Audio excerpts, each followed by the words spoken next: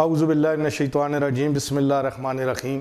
मैं तमाम सुनने वाले बुजुर्ग भैन भरा जितने भी मेरे एबटाबाद के लोग जितने भी मेरा एक पैगाम सुनते अस्सलाम वालेकुम।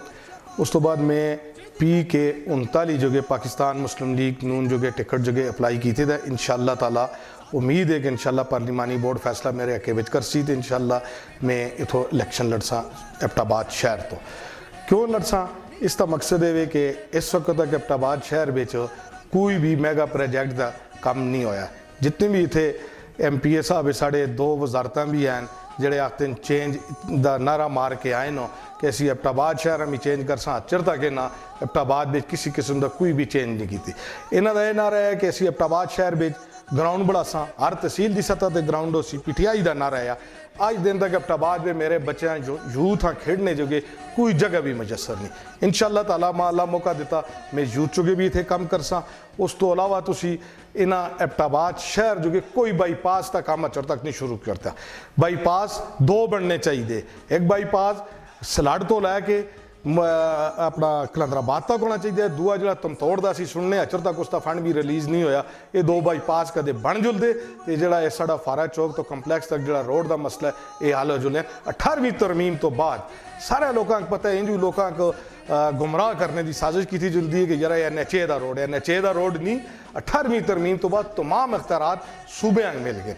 सूबे जिस वक्त इख्तियारात मिले तो तुसी इसी तरह मैं एक जर्नल जी मिसाल दे छोड़ा तुसी हसन अब्दाल तो तला चले चलो पंजाब में जड़ियाँ महल्ले दियाँ गलियां वो भी 40-40 फुट होन। हालिया जड़ा अकवाम मुत्तहिदा दा जड़ा अपना आया इसका अपना सर्वे आया अकवाम मुत्तहिदा दा सर्वे उस भी तुसी देख रहे हो जनूबी पंजाब को भी साड़ा KPK पिछे रहा। तब्दीली का नारा असा नहीं लाया, तब्दीली का नारा PTI ने लाया और तीसरे नंबर पर आया, सिंध दूसरे नंबर पर आया। इसी तरह इतने तुसी देख के नो स्कूलों का निज़ाम देख के नो तुसी इतने पटवारियां का आते आया रोज़ पटवारी भरा भी इन्हों के खिलाफ हड़ताल की होंगी है। उन्होंने निज़ाम देख के नो थाना कल्चर देख के नो कोई भी तब्दीली नहीं आई। इसी तरह तुसी कंपलैक्स में चले चलो बाहर का बंदा इतने बैठे दा जो इस्लामाबाद दे रहा इंचार्ज इतने लाए दा ने और नौकरियां का तुसी देख के नो कितनियां है कि ना KPK भी नौकरी दी थी और नवा बुलंद और सट है कि 1 करोड़ वैकेंसी असी आंदा 5 साल में तो मेरा ख्याल है 5000 से कुछ वैकेंसी जी है वो पर डे बनती वो जलबो गल वो करो जी कोई मन्ने दी। असी जी वोट किनसा असी इंशाअल्लाह अपनी करकरदी दी उस तो वोट किनसा असा इंशाअल्लाह ताला बिजली का बुरहान जोड़ा है मेरे कायद मियाँ मोहम्मद नवाज शरीफ और सरदार मेहताब अहमद खान की काबशा नाल बिजली का बुरहान खत्म होया। असी इंशाअल्लाह ताला मोटरवे अज तुसी देखो मोटरवे असा दा मकसूदा का कहा गया ये अगर 4 महीने मुसलसल धरना न देंदे चाइना का साड़ा जो एग्रीमेंट तो है वो 4 महीने पहले चलता तो इस वक्त तक असी थकोट तक पहुँचे नहीं होंदा। ये साड़ा ये भी बुरहान खत्म होंदा।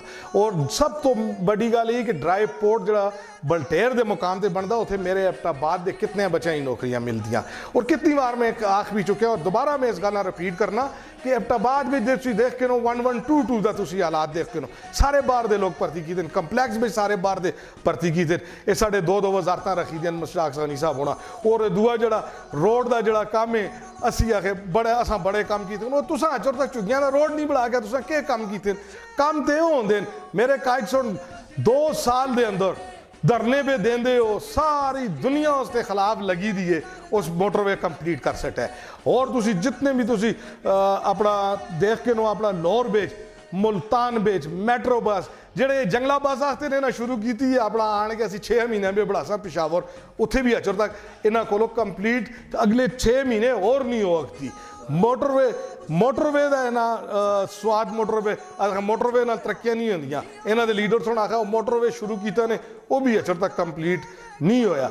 मैं इंशाअल्लाह ताला अपने कायद जिस तरह मेरे कायद सुन काम किए इंशाअल्लाह ताला मैं अल्लाह पाक मौका दिता मेरे एबटाबाद ने लोग मेरे ते एतमाद किया और इंशाअल्लाह ताला मैं एबटाबाद दे सारे नारे मारते ना सी खादम इंशाअल्लाह ताला मैं मुस्लिम लीग नून का वर्कर हाँ और इन्होंने सारे भरावां का जिस तरह वर्कर रह के अल्लाह की मेहरबानी नाल इन्हां दे सारे काम करसा।